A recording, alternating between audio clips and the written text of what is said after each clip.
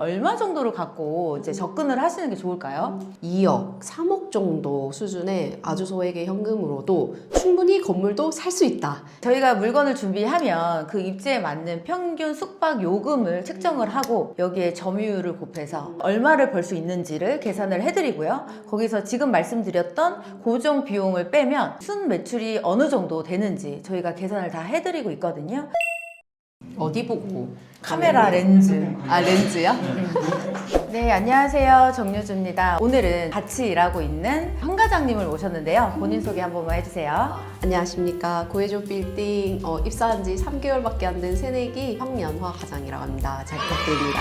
네, 과장님이 뭐 3개월 차라고 말씀을 주셨지만 이제 임대차부터 차근차근하게 기본기를 다지고 오셔서 오자마자 계약까지 하신 실력자라고 보시면 되는데요. 저희 회사에서 숙박업을 다루고 있는 중개사라서 숙박업에 관련해서 조금 더 깊숙하게 파헤치는 시간을 가져볼 텐데요. 에어비앤비, 호스텔, 모텔 사실 이런 건물들을 살려면 너무 돈이 많이 드는 거 아니야? 생각이 들 수 있는데 소액으로 숙박업 살 수 있나요? 도전만 하신다면 충분히 가능하시다고 저는 생각이 듭니다. 얼마 정도를 갖고 이제 접근을 하시는 게 좋을까요? 2억, 3억 정도 수준의 아주 소액의 현금으로도 충분히 건물도 살 수 있다. 이렇게 봐주시면 될 것 같습니다. 사실 3억이 예전에는 엄청 큰 돈이었는데 요새는 아파트도 사기 힘든 자금이 돼버렸어요. 근데 그 돈으로, 그 자금으로 건물을 살 수 있고 거기에서 이제 현금 흐름까지 만들 수 있는 그런 사업을 할 수 있다는 게 조금 놀랍긴 한데 그런 사례들을 조금 설명 주실 수 있나요? 예를 들면 저희가 상가주택 같은 거를 매입을 하신다 하시면 애초에 주택으로 되어 있는 건물들이 좀 있잖아요, 이사님. 그런 곳들은 실제로 자기가 이제 거기에서 에어비앤비를 운영하면서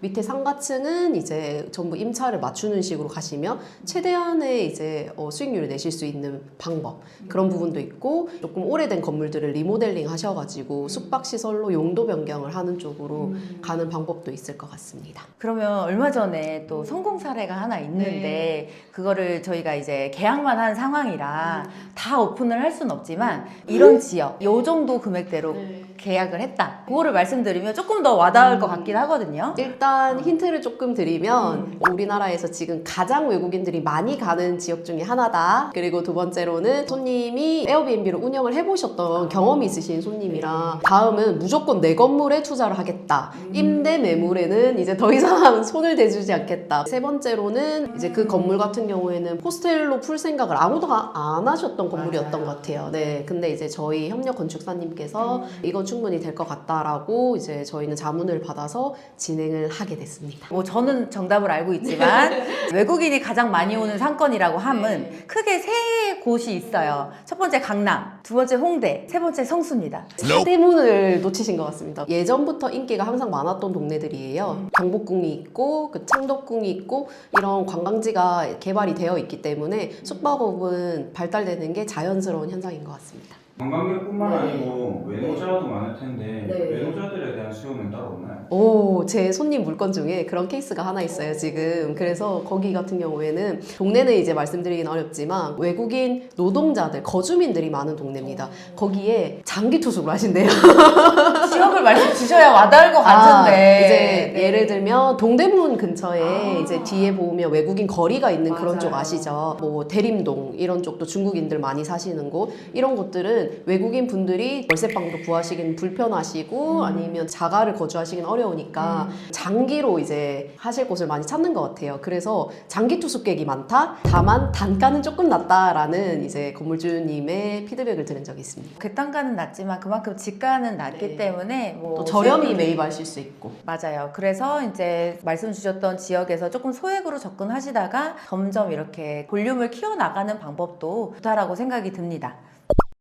저희가 뭐 외국인 관광객들만 얘기를 하기는 했는데 사실 국내 수요도 어마무시해요. 저희가 서울만 집중적으로 말씀드리긴 하지만 이런 관광객 수요가 충분히 지방에서도 서울로 오고 서울에서도 지방을 가면 항상 먼저 찾는 게 숙소잖아요. 이런 수요가 점차 증가하고 있고요. 모텔을 감성적인 인테리어로 꾸민 곳, 이런 곳들이 많지 않대요. 그렇다 보니까 이게 충분히 승산이 있다라고 생각이 들고요. 과장님 생각은 좀 어떠세요? 솔직히 다른 동네에 여행을 가봐도 저희가 저렴하게 묵을 수 있는 호텔은 아니잖아요. 같은 가격에 시설이 좋다, 깔끔하다라고 하면 저도 갈 것 같아요. 생각해보면 여행을 둘이서만 가는 경우가 거의 없잖아요. 가족여행도 많이 가족 여행도 많이 가고 단체로 오는 경우도 많은데 그거를 수용할 수 있는 숙박 시설이 좀 부족하다라고 해요. 그래서 그렇게 공간을 만들어 놓으면 충분히 수요는 있다라고 저는 판단이 됩니다. 제가 서울에 살지만 강원도나 인천이나 가까운 데들도 많이 놀러 가잖아요. 펜션 많이 가죠. 그런 쪽은 어떨까요, 이사님? 우선은 가격 대비 시설이 너무 열악해요. 뭔가 이 돈 주고 여길 묵어야 돼? 라고 생각이 드는 게 첫 번째고요. 그다음에 두 번째는 운영적인 측면이에요. 체크인 시간과 체크아웃 시간이 조금 유연하지 못합니다. 체크아웃이 11시인데 입실이 한 4시 정도. 아이고. 근데 사실 이거를 시스템화하면 청소는 진짜 1시간 만에 끝낼 수 있는 부분이거든요. 이런 공급이 많지 않고 가격이 비싸다라는 점이 있는 것 같아요. 과장님은 또 어떻게 생각하세요? 지방이 좀 더 싸지 않을까요?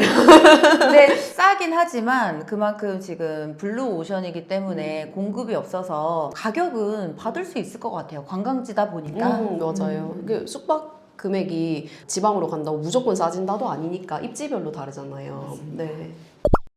그러면 과장님 호스텔도 임대를 맞추셨잖아요. 네. 그러면 매매와 네. 임대를 한번 비교해서 말씀드리면 좋을 것 같아요. 아, 좋아요. 호스텔을 찾으신다라고 하시면 호스텔 허가가 나는 요건은 동일합니다. 같은 건물에 있는 거잖아요. 입지가 동일하기 때문에 결국에 임대 물건과 매매 물건은 다르지 않다. 근데 이사님 보시기에 임대랑 매매 중에서 매매에서는 다르게 봐야 되는 점 어떤 거 있으신 것 같아요? 매매는 가장 중요한 거는 이 건물을 얼마나 싸게 매입을 해서 네. 어떻게 운영 수익률을 높이는지 내가 얼마큼 가져가는 구조로 만드는지가 가장 관건이에요. 그래서 운영하는 그 비용, 그 다음에 노하우가 정말 중요하다고 생각을 하는데 뭐 임대도 비슷하지 않을까 싶은데 조금 차이점이 있을까요?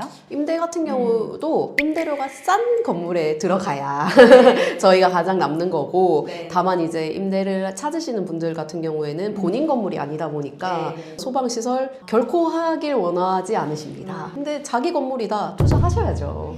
근데 저희 임대 찾으시는 분들 같은 경우에는 시설이 되어 있는데 임대료가 저렴한 건물을 찾다 보니까 물건이 더욱 없는 경우가 있고 저희 매매 손님들은 직접 투자하시잖아요. 해야죠. 네. 내 건물의 가치가 올라가는 행위이기 때문에 내가 내 건물에서 운영을 한다라고 하면 투자를 많이 할 것 같은데 만약에 임대로 들어간다. 그러면 이런 시설 비용은 누가 내야 되나요? 건물주님이 해주셔야 되거든요.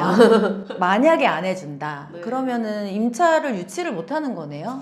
그래서 굉장히 꺼려하시는 업종 중에 하나예요. 그러면 임대로 물건을 찾는다라는 건 사실 그렇게 쉽지 않겠네요. 정말 어렵고 그리고 보통 한 번 들어가시면 시설 투자가 굉장히 많이 들어가시기 때문에 상가 임대차 보호법에 보장돼 10년 최소 채우시려고 합니다. 그래서 건물주님들이 숙박업을 받으시면 나중에 매각의 진행에 굉장히 어려움을 겪으실 수 있다. 최근에 또 명도하셨잖아요. 맞아요. 이거 보시면 안 되는데. 네, 명도가 어렵기는 한데 이제 제가 듣기로는 이렇게 숙박업소에 영업 허가증이 나오면 권리금을 받을 수 있다라고 하는데 임대도 사실 그거를 받을 수 있잖아요. 네, 거의 동일합니다. 프리미엄이 무조건 붙고요. 이게 워낙 어려운 업종이고 투자가 많이 들어가는 업종이라 그래요.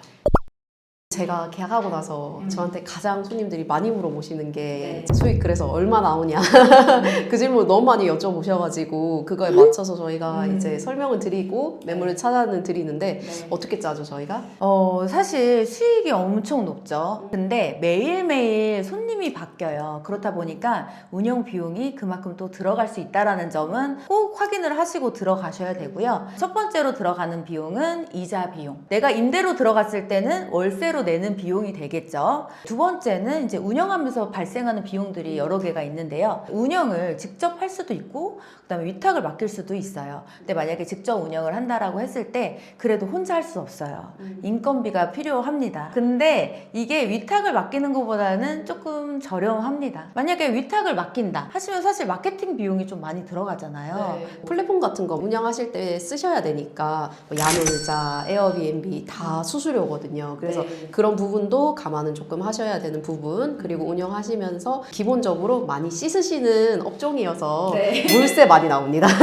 전기세 이런 것도 무시 못하기 때문에 그런 관리비 부분적인 부분도 일반 업종에 비해서는 많이 나올 수 있다. 또 있잖아요. 어메니티 이제 수건 빠셔야 되고 침구 빠셔야 되고 샴푸도 이제 구비해 두셔야 되고 이런 것도 다 운영 자금에 들어가야 되기 때문에 고려를 종합적으로 해주셔야 됩니다. 저희가 물건을 준비하면 그 입지에 맞는 평균 숙박 요금을 책정을 하고 여기에 점유율을 곱해서 얼마를 벌 수 있는지를 계산을 해드리고요. 거기서 지금 말씀드렸던 고정 비용을 빼면 순 매출이 어느 정도 되는지 저희가 계산을 다 해드리고 있거든요. 근데 이게 물건마다 다르기 때문에 직접 연락을 주셔야 분석이 가능하다라는 점. 그냥 쉽게 접근하셨다가는 정말 투자하셔서 낭패 보실 수 있기 때문에 더욱 신중하셔야 되고 인허가 부분도 체크할 부분이 많으니까 저희 전문가들을 찾아주셨으면 좋겠습니다.